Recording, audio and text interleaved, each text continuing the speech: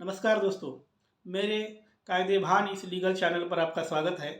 तो आज के वीडियो का विषय है येलो जोन मतलब क्या, येलो जोन का प्लॉट खरीदना चाहिए क्या, और येलो जोन में आपको घर बांधने के लिए परमिशन मिलती है क्या, इसके बारे में देखते हैं।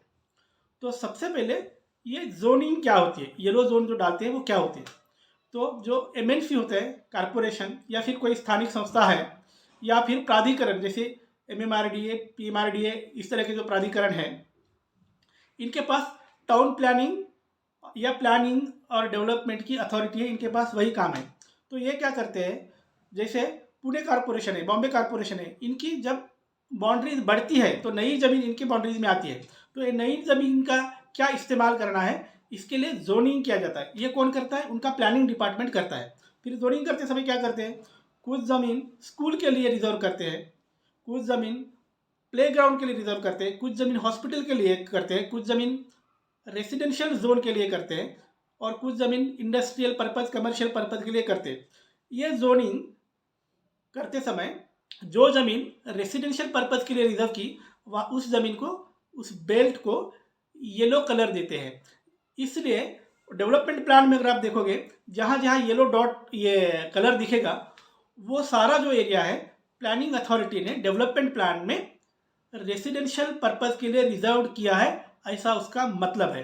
मतलब क्या, अगर प्लानिंग एंड डेवलपमेंट अथॉरिटी ने डेवलपमेंट प्लान में कुछ ज़मीन को अगर येलो जोन दिया है, तो इसका ये मतलब हुआ कि वहाँ सिर्फ रेसिडेंशियल पर्पज़ के लिए घर बांध सकते हो। तो ये है प्रोसेस येलो जोन की और येलो जोन का उपयोग। लेकिन बिल्डर लोग या फिर ये डेवलपर लोग जो है, बिल्कुल इसी बात का फ़ायदा उठाते हैं और उन लोगों को जो घर बांधने के लिए प्लॉटिंग ढूंढ रहे हैं, प्लॉट्स ढूंढ रहे हैं, उनको उनको फंसा देते हैं। होता है ऐसा, जब नया एक्सपेंशन होता है या फिर ये जो पीएमआरडीए, एमएमआरडीए जैसी प्लानिंग अथॉरिटी नया एक डेवलपमेंट प्लान अनाउंस करती है और खेत ज़मीन जो होती है उसको येलो जोन में ले लेते हैं, तो वहाँ के जो किसान हैं, जो खेत ज़मीन येलो जोन में आई, वो लोग ये डेवलपमेंट प्लान का मैप लेते हैं और देखते हैं कि अपनी ज़मीन तो येलो जोन में आ गई, तो उसका इमीडिएट प्लॉटिंग करते हैं, आपको बेचना चालू कर देते हैं। आप जब खरीदने जाते हो तो देखते हो कि हाँ येलो जोन में है, रेसिडेंशियल जोन में है, लेकिन और खरीद लेते हो, वही गलती हो जाती है। सिर्फ येलो जोन होना पर्याप्त नहीं है। येलो जोन जो ज़मीन होती है वो मूलतः होती है कृषि ज़मीन, मतलब शेष ज़मीन।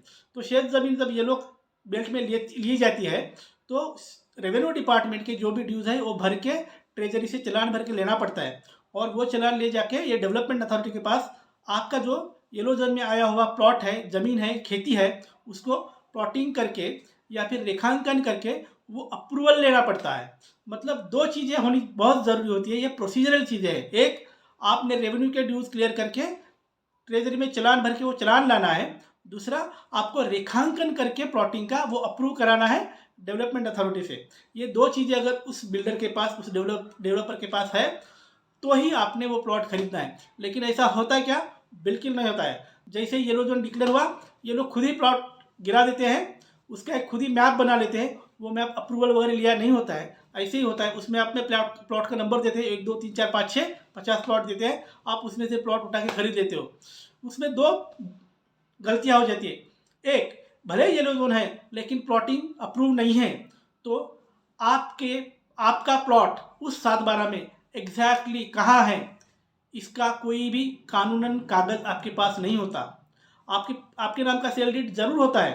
अगर गट नंबर 50 में आपने प्लॉट खरीदा है, तो गट नंबर 50 में आपको एक प्लॉट की अथॉरिटी भले ही आ गई है, लेकिन बिल्डर ने जो प्लॉट बनाए थे वो सब इलीगल थे। इसलिए आपको जो नंबर दिखाया गया उसका कोई सरकारी या शासकीय कागज नहीं होता है। इसलिए आपका प्लॉट, आपके प्लॉट का लोकेशन, बाउंड्रीज, ये गवर्नमेंट से अथोराइज नहीं है, अप्रूव नहीं है। इसलिए जो भी आपको पोजीशन दिया गया है वो कानूनन इलीगल है। बाकी प्लॉट होल्डर अगर चैलेंज करते हैं तो उसका डिस्प्यूट हो जा सकता है। ये पहला प्रॉब्लम। दूसरा, ये सारे क्लियरेंस नहीं लिए है, सिर्फ येलो जोन है, इस बेसिस पे आपने प्लॉट खरीदा है, तो ऐसे प्लॉट को अगर आप कल जाके घर बांधना चाहते हो इस प्लॉट पर, तो घर बांधने के लिए आपको परमिशन नहीं मिलेगी। क्यों नहीं मिलेगी? क्योंकि आपका प्लॉट कहाँ है ये गवर्नमेंट के कागज पर डिफाइन नहीं हुआ। ये बिल्डर ने ऐसे ही हाथ से एक मैप बना के दिया था जो अप्रूवल नहीं है। इसलिए जब तक आपका एरिया कहाँ है, बाउंड्रीज के साथ डिफाइन नहीं किया गया, उसका गवर्नमेंट का आपके पास कागज नहीं है, लेआउट नहीं है, रेखांकन नहीं है, तब तक आपको कंस्ट्रक्शन के लिए परमिशन नहीं मिलती। तो ये जो लोग आसपास में लेते हैं, येलो जोन बोल के ले तो लेते हैं, बाद में इनको इलीगल कंस्ट्रक्शन करना पड़ता है, बाद में नोटिस आती है घर गिराने की और बहुत सारी दिक्कतें होती है। इसलिए दोस्तों सिर्फ येलो जोन का प्लॉट है तो ना खरीदे। अभी जो मैंने बताया ये सारी प्रोसीजर हुई है क्या, लेआउट हुई है क्या, town planning and development authority ने इनको अप्रूवल दिया है क्या, रेखांकन हुआ है क्या, ये सारी बातें आप देख लीजिए। ये सब है तभी आप येलो जोन में प्लॉट लीजिए। अदरवाइज भले ही जोन येलो हो तो प्लॉट ना खरीदे, क्योंकि उसमें आप ना घर बांध सकते हो, ना आपका एरिया डिफाइन होता है, ना आपको कानूनन अप्रूवल मिलता है। इसलिए सावध रहे। तो दोस्तों आपके लिए ऐसे मैं कानून से संबंधित अलग अलग वीडियो लाता रहूँगा। कानून की जानकारी बढ़ाने के लिए मेरा लीगल चैनल कायदेबान देखते रहे।